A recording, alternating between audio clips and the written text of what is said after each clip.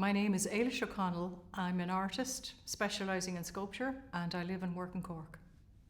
I knew I wanted to be an artist from a very young age, insofar as I knew what I liked to do was create things, make things, drawing, painting, even though I had no tuition whatsoever. Like I used to make a lot of houses out of cardboard and shoeboxes, and so I think that was the start of it. And then I graduated from cardboard to wood because my father used to build boats. And he repaired boats, even though that was not his job, it was his hobby. So like we had a big garden, and in the garden there would be these bits of boats, like shapes that boats were made of. So I was kind of aware of abstract shapes and how they could form something like a boat. And then he actually made a little boat by himself, and like literally in our house, in the basement of where we lived. So I kind of watched the wood being bent, and how it was so simple. It seemed so simple for him to just bend a bit of plywood and nail it onto a bit of wood and paint it, and suddenly it's in the water, it's a boat. So to me, making wasn't mysterious. It was like something that was very natural. I had absolutely no interest in depicting reality. That was not, to me a camera did that. My work is influenced by how I live and what happens to me, things outside my control, things within my control. But I definitely I like to learn things, actually. That's why I keep using different materials, and I'm not going to stop doing that, because I feel I have to keep learning, and I have to almost keep making mistakes for it to be exciting. I don't want to do the same thing over and over again. So every time I make something, I learn something. I might learn it's a disaster, throw it away, but you've learned a lesson.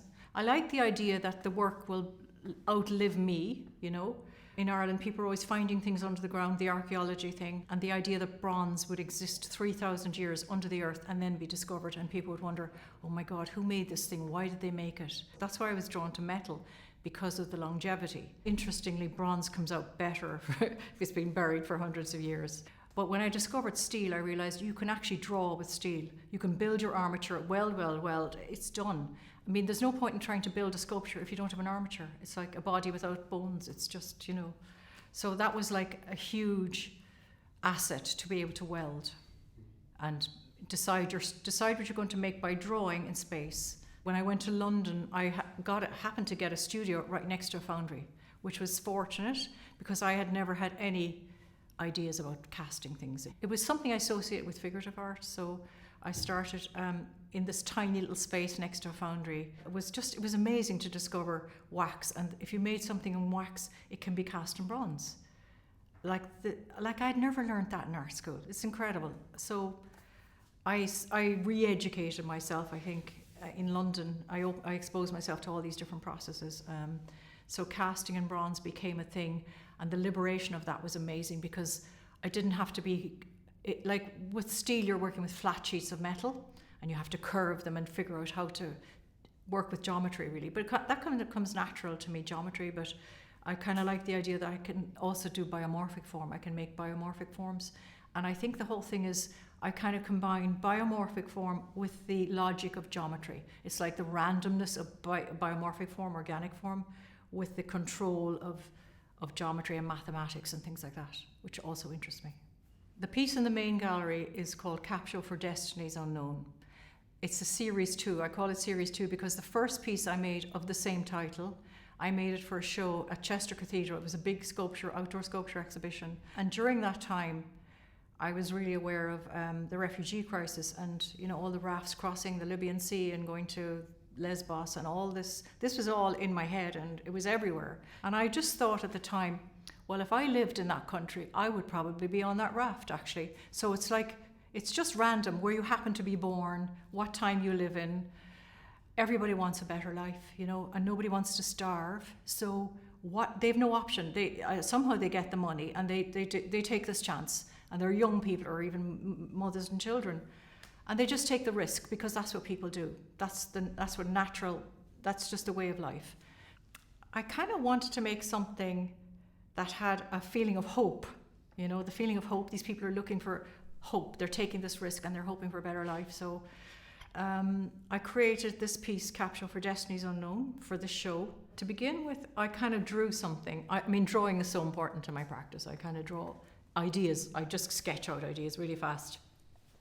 And then I have my vocabulary of forms that I keep in a little, a shed that I call the shed of inspiration, because things I make that I dismiss for whatever reason, they go into the shed of inspiration. And when I'm kind of stuck, I go out there, and it's like my vocabulary, my library of forms. It's like my language in 3 dimensions. And sometimes I forget I have ideas. So like this is like reminding myself of that idea that I had. So I go out to my shed, and I have all these cones of different proportions, and I just worked it out. I just made a model. The first one that's in my garden, it needs a big concrete foundation, but this one will just balance. So I came up with another idea so that the piece would balance in a big space, and it looks great here. I mean, this gallery is so amazing, and it was so fantastic to make something for it. I mean, a lot of my sculptures have spaces that you're lured into, they're like kind of cave-like spaces, like protective spaces. But this one is like, will I go in? Everybody kind of hesitates before they go in. It's like a confessional. So be careful what you say. I would say, as a young artist, just first of all, do it for yourself. Don't do it for anyone else. Do it for yourself. You have to really enjoy it, because the rest of it is pretty demanding. It's very hard to be an artist, really and truly. It is very hard. You've got to give it your all, and you can't do everything. I think maybe some people can. I had to just devote myself totally to it. But do it for yourself. Also, it doesn't matter if you don't have a space. You can have a table and a chair. You have a piece of paper. Go with it, You get a hit out of it when you do it, so hopefully other people will get a hit out of it.